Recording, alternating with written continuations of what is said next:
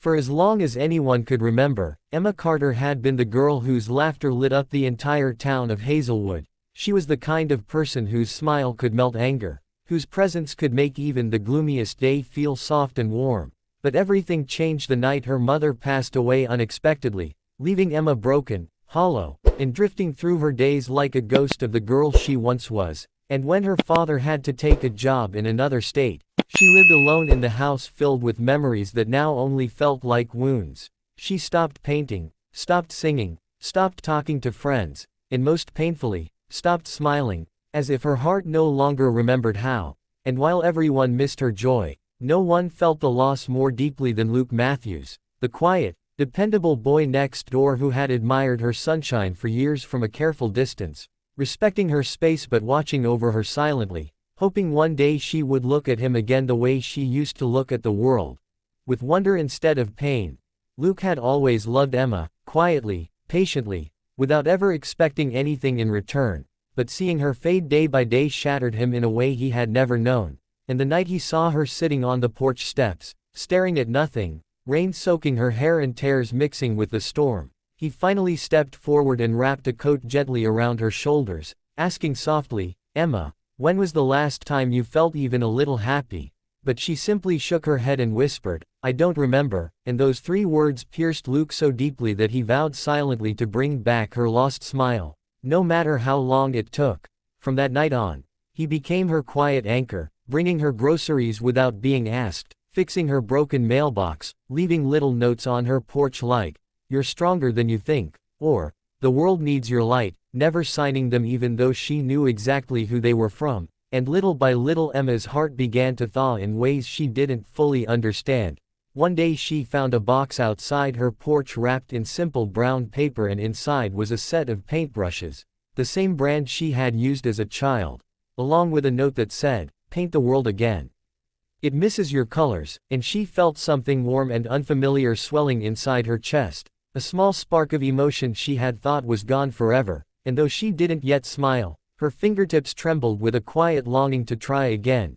Luke then started restoring her mother's old greenhouse in the backyard, quietly sweeping away broken pots, replanting ruined flowers, sanding the wooden frames until they shone again. And he never told her he was doing it, never sought credit, because love, true love, does not boast, it heals. And Emma discovered his project accidentally when she followed the sound of humming one morning and found him standing inside, sleeves rolled up, covered in soil, trying to revive her mother's wilted roses. And for a long moment she just watched him, tears filling her eyes, because he wasn't trying to replace her grief, he was simply giving her a reason to stand again. That night she whispered a shaky, "Thank you," and Luke simply answered, "You don't have to smile today. I'll wait," and something inside her heart cracked open just enough to let the light in. Over the next few weeks, Luke encouraged her to paint again by placing a blank canvas in the greenhouse every morning. And one afternoon, while the sun filtered through the glass in soft gold, Emma picked up a brush with trembling hands and painted a single yellow stroke. Small, imperfect, but alive. And when Luke saw it later, he didn't say a word. He just nodded with quiet pride, but that simple stroke led to another and another, until the greenhouse glowed with colors, and Emma's heart began to beat again with something dangerously close to hope. One evening, as the sky turned pink, Luke took her on a small trip to the hill they used to visit as children, bringing hot chocolate and a blanket. And when she asked softly, "Why do you keep doing all this for me?" he met her eyes, steady and unashamed, and answered, "Because your smile is the most beautiful thing I've ever known, and I won't stop until you find it again." And the sincerity in his voice overwhelmed her so deeply that she had to look away to hide the tears she wasn't ready to share. Days turned into weeks, winter softened into spring, and Emma found herself laughing one morning. Just a small, accidental sound. When Luke slipped on a patch of mud and fell dramatically on purpose to make her chuckle. And though her laughter was brief, it was the first genuine joy she had felt in a year, and Luke looked at her as if she had handed him the entire universe. But the true turning point came on the anniversary of her mother's death, the day Emma dreaded the most, and she planned to spend it alone until she walked into the greenhouse and froze.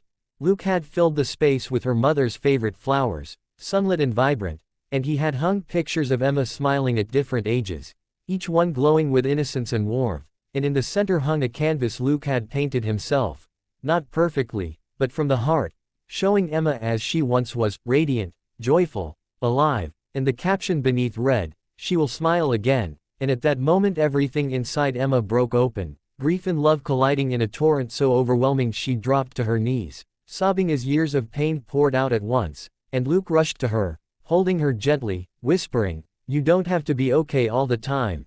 You just have to keep breathing, I've got you," and in his arms Emma felt safe for the first time since losing her mother. When she finally lifted her head, eyes swollen, cheeks wet, she looked at Luke with a trembling lip, and for the first time in so long, a real smile, small, fragile, but true, spread across her face, and Luke froze, stunned, because he had dreamed of this moment for so long, and she whispered through tears, "Thank you, for bringing me back," and he brushed a tear from her cheek and answered softly, "Your smile was never gone, Emma, it was just waiting for someone to remind you how bright it is," and in that quiet, sunlit greenhouse, surrounded by flowers and memories and new beginnings, Emma leaned in and kissed him, gentle and trembling, the kind of kiss that carries both healing and hope, and for the first time in years, her smile stayed, glowing, alive, and beautifully hers again.